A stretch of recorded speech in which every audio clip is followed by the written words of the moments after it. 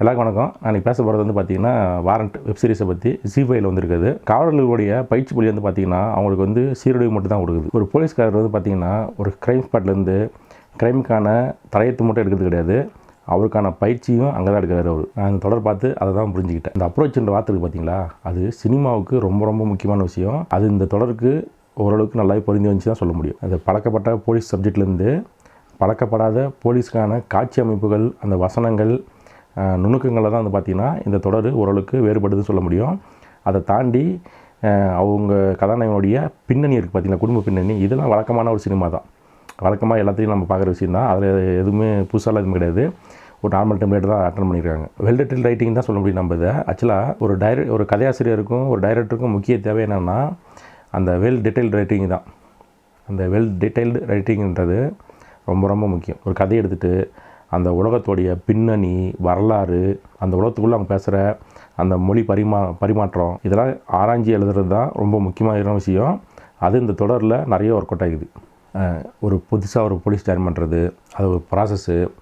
அதுக்கப்புறம் பார்த்திங்கன்னா பாஸ்போர்ட் போடுறது. அந்த பாஸ்போர்ட் வந்து பார்த்திங்கன்னா சப் இன்ஸ்பெக்டர்கிட்ட போடாமல் இன்ஸ்பெக்டர்கிட்ட போடுற ஒரு நம்பிக்கை. அப்புறம் அந்த இன்ஸ்பெக்டர்கிட்ட ஒரு எலுமிச்சை பழம் கொடுக்குறது. அந்த இன்ஸ்பெக்டர் வந்து பார்த்திங்கன்னா ஒரு டைரி கொடுக்குறது. அதுக்கப்புறம் அந்த கோர்ட்டில் நடக்கிற அந்த ப்ராசஸ்ஸு, பெண்டிங் கேஸ் அட்டன் பண்ணுறது. அந்த பெண்டிங் கேஸை அவங்க எப்படி ஹேண்டில் பண்ணுறாங்கிறது ஒன்று. அதை தாண்டி அந்த ஜட்ஜுக்கும் போலீஸுக்கும் உள்ள இருக்க அந்த கேப்பு. அதுக்கப்புறம் ஒரு புதுசாக வந்த போலீஸை அங்கே இருக்கிற எக்ஸ்பீரியன்ஸ் போலீஸ் எப்படி ஹேண்டில் பண்ணுறாங்க. இதெல்லாம் வந்து பார்த்திங்கன்னா நம்ம எவ்வளோ படங்கள்லாம் பார்த்துருப்போம். அவங்களாம் மேக்ஸிமம் என்ன பண்ணுவாங்கன்னா அந்த மாதிரி காட்சி அமைப்புகள்லாம் டிவி என்ன தரது, சின்ன சின்ன விஷயங்களாக வச்சுருப்பாங்க. ஆனால் இதில் வந்து பார்த்திங்கன்னா நிறைய டீட்டெயிலிங் இருக்குது இதில். அதை தாண்டி நான் சொன்ன விஷயங்கள்லாம் தாண்டி நிறைய டீட்டெயிலிங் பண்ணியிருக்காங்க. டீட்டெயிலிங் தான் இந்த வெப் சீரிஸ் பார்க்குறதுக்கு ஒரு மெயின் காரணமே.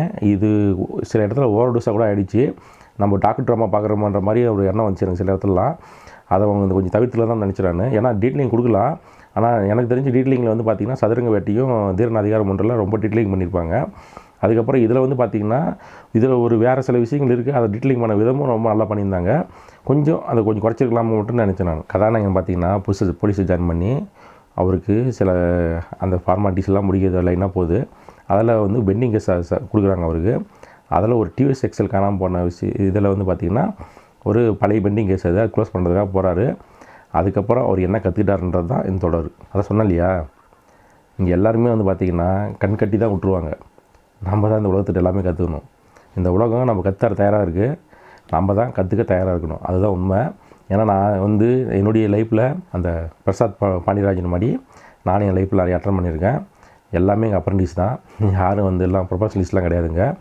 கற்றுக்கிறப்ப நமக்கு இந்த உலகம் அதுவாகவே நம்ம கற்றுக் கொடுக்கும். அந்தந்த சூழ்நிலையில் அது நமக்கான பயிற்சியை கொடுத்துட்டு தான் இருக்கும். அதை நம்ம எப்படி எடுத்துக்கிறோன்றது தான் முக்கியம். எவ்வளோ டீப்பாக அதை வந்து அணுகுன்றது தான் முக்கியம். அது இந்த தொடர் பார்க்குறப்ப அதை கரெக்டாகவே கொண்டு போயிருந்தாங்க தான் சொல்ல முடியும். இதில் நடித்த நடிகர்கள்லாம் வந்து பார்த்திங்கன்னா கரெக்டான தேர்வு தான். பிரசாத் பாண்டியராஜனுடைய கேரக்டர் மட்டும் எனக்கு என்ன தோணுச்சுன்னா, விலங்கு வெப் சீரிஸில் பாலசரனுடைய கேரக்டர் ஒன்று இருக்கும்.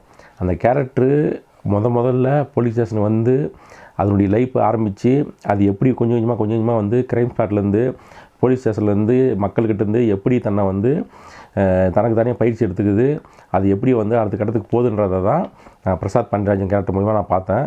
ஆக்சுவலாக பாலசரனுடைய அந்த பின்னணி வருஷனும் தான் நான் வந்து இந்த கேரக்டரை பார்த்தேன். அப்படி தான் எழுதப்பட்டதான் நான் நம்புகிறேன் நான். ஏன்னா கிட்டத்தட்ட அது அப்படி தான் போகும். ஆனால் அதுக்கு தொடருக்கு இதுக்கு சம்மந்தம் கிடையாது. பட் கிட்டத்தட்ட அது ஒரே ஒரு இதுக்குள்ள தான் போய் உட்காராது.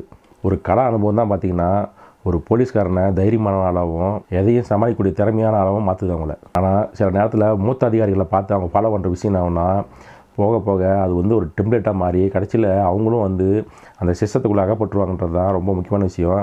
அந்த சிஸ்டம் இது காலங்காலமாக அவங்களுக்கு என்ன சொல்லிக் கொடுக்குதோ அதை பிரேக் பண்ணி இது தப்பு, இது சரி, கரெக்டு, இந்த சூழ்நிலையில் இது இப்படி தான் ஹேண்டில் பண்ணணும், இப்படி ஹேண்டில் பண்ணக்கூடாது, இவங்களை இப்படி தான் பார்க்கணும், இந்த மக்கள் இப்படி தான் நம்ம இது பண்ணணும், நம்முடைய அதிகாரத்தை நம்ம இப்படி யூஸ் பண்ணக்கூடாதுன்றதை மூத்த அதிகாரிகள் மூலிமா அவங்க சொல்லி தந்துருக்கணும். பட் ஆனால் பெரும்பாலும் சொல்லி தராதனால தான் வந்து பார்த்திங்கன்னா அதுவும் போலீஸ் மேலே வந்து நமக்கு ஒரு பேடாக அபிப்பிராயம் வருது. அந்த விஷயத்தையும் இதில் வந்து ஒரு பாயிண்ட் ஆஃப் வியூவில் சொல்லி தான் இருக்காங்க. அதை நீங்கள் டீட்டெயிலிங்காக பார்த்தீங்கன்னா மட்டும் தான் உங்களுக்கு அது புரிய வரலாம். 4 எபிசோடு தான். பட் நீங்கள் பார்க்குறப்ப என்ன ஆகும்னா உங்களுக்கு இந்த அப்ரோச் மட்டும் எனக்கு பிடிச்சிருந்துச்சு சொல்கிறேன்ல. நீங்கள் அவருடைய ஃபேமிலி ஸ்டோரி எடுத்திங்கன்னா வழக்கமான கதை தான். இந்த பிரசாத் பாண்டியராஜனுடைய ஃபேமிலி ஸ்டோரி ஒன்று காட்டுவாங்க படத்தில். அது வந்து தொடரில் அது வந்து ஒரு வழக்கமான கதை தான், அதை விட்டுருங்க. அந்த போலீஸு, அந்த ஸ்டேஷனு, அவங்களுக்கு கொடுக்கப்படுற வழக்குகள், அவங்க அதை ஹேண்டில் பண்ணுற விதம், அந்த கேஸு அவங்க எப்படி கற்றுக்குறாங்க, அப்புறம் கோர்ட்டு, இந்த கோர்ட்டுக்கும் போலீஸ் ஸ்டேஷனுக்கு உள்ள அந்த ரிலேஷன்ஷிப்பு, அதை தாண்டி மக்களை எப்படி ஹேண்டில் பண்ணுறாங்க, மக்கள்கிட்ட எப்படி அணுகுறாங்க, ஒவ்வொரு ஸ்டெப்பாக வந்து ஒரு புதிய போலீஸ் எப்படிலாம் வந்து அடுத்த கட்டத்துக்கு போகிறாரு, இதை தான் அந்த தொடர் பேசியிருக்கு. அதுக்காகவே நம்ம வந்து கண்டிப்பாக பாராட்டலாம். அதாவது ஒரு கான்ஸ்டபிள்லேருந்து பேசிக்காக, அவங்க கான்ஸ்டபிள்னு சொல்ல முடியாத தவிர அதுக்கு முன்னாடி ஒரு கேட்டகரி தான் அவங்க. அப்படி இருந்து அந்த கேட்டகரி எப்படியோ கொஞ்சம் கொஞ்சமாக வந்து தன்னை வந்து தக்க வச்சுக்குது அப்படின்றத தான் இந்த சீரிஸ் சொல்லியிருக்கு. நீங்கள் பார்க்குறப்ப அதுதான் எனக்கு தெரிஞ்சு மெயினாக பார்க்க வேண்டியதாக இருக்குது.